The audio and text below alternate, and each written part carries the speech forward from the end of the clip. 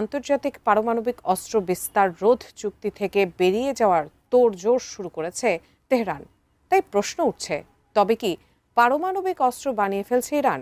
বিস্তারিত জানাচ্ছেন তৌফিকুল আশিক।